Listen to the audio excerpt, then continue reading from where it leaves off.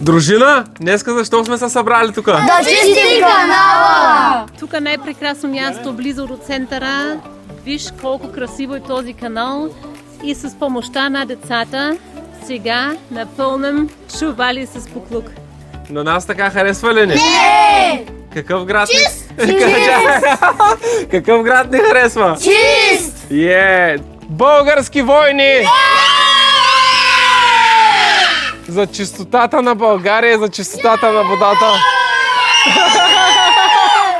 Невероятни са. Преди да започнем работата, идваме да заредим енергията! За да са част от вълчата глутница, има строги правила. Светло, дни с тебе, какво се разбрахме? Ти какво не трябва да правиш? Да псувам и да не се бия. Купихме? Сували!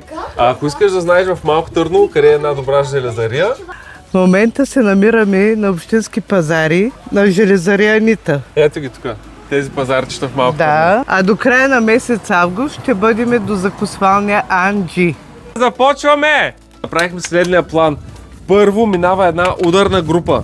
В тази ударна група е... Диан. Светослав. Станислав. Елян. След това, след ударната група минават контрольорите. Това са... Николай. Станимир. След контрольорите минават двамата, които събират чувалите и ги носят към буклука. Това са...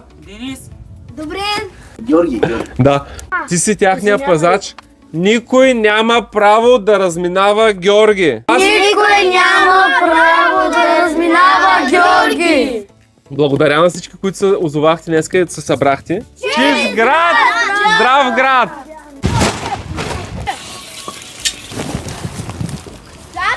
Хоп! Давай! Опа! Хоп! Ей, това вземай тук.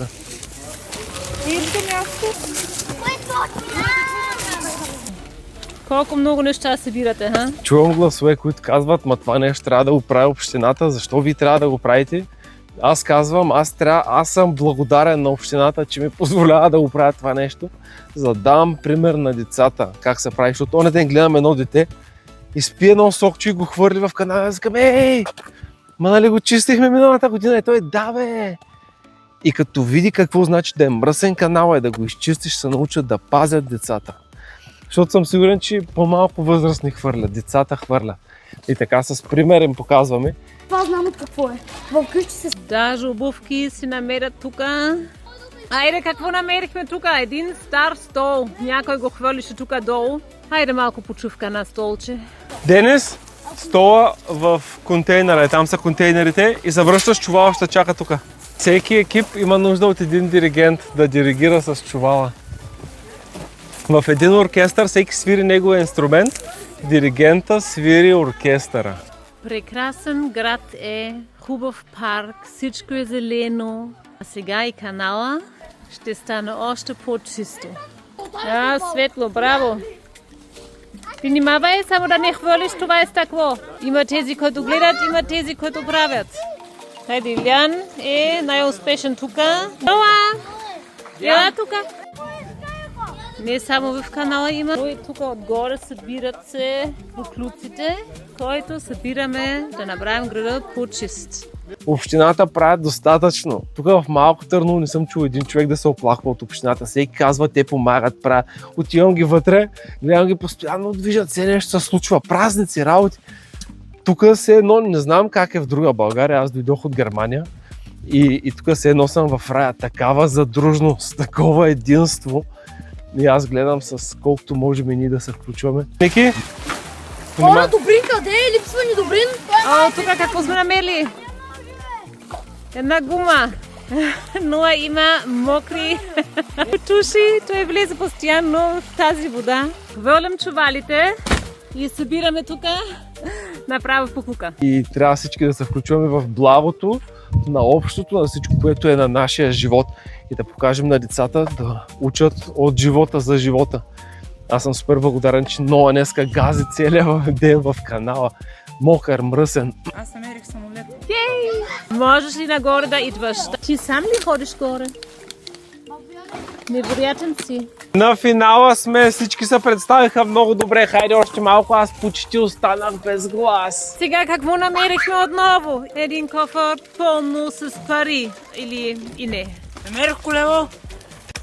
Стана много добре, гледай навсякъде каква чистота. Може да си представиш защо си загубих гласа. 10 деца да ги надвикаш не е много лесно. И най-важният урок днес за децата и за тебе, които искам да ти разкажа, е, че ти си твореца на твоята реалност. Бъди пример за подражание на всички около тебе. Както искаш да бъди, няма значение какви са другите, какво правят. Чувам тук някакви гласове казват за Малко Търново. Нищо не бих направил. Де да говориш те? Трябва да правим много един за друг и най-вече да показваме да сме примери за подражание. Особено на нашите деца, виж ги там как дивеят, викат всичките.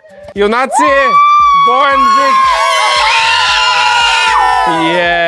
Не може винаги да гледаме другите. Твореца се проявява в теб, чрез теб. Аз съм твореца на моята реалност, ти си твореца на твоята реалност. Какво би допринесъл ти, за да стане по-красива и по-блага твоята реалност? Нали? Това е мисията с това, което направихме днес. Но не всеки толкова смел да се свърза с другите, да ги води напред, да дава идеи, да помисли наградите, защото децата това искат. Искат да си играят, да учат нещо, да направят нещо ново, но всеки се радва, ако има и накрая една медалия или нещо за тях. Децата се включат с играта, но трябва да има един водач. Благодаря ти.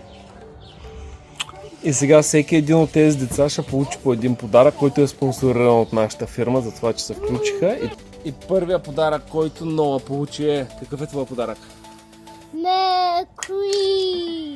2 часа и половина работа, без мрънкане, понякога стана малко бавничко, но тогава пак продължаваха. 2 часа правиха. Да, но 2 часа тези деца издържиха, слушаха, бяха приятели, събраха нещата заедно и беше много яко. Над 10 чувала боклуци събрахме днес, знаеш? Да, видяхте.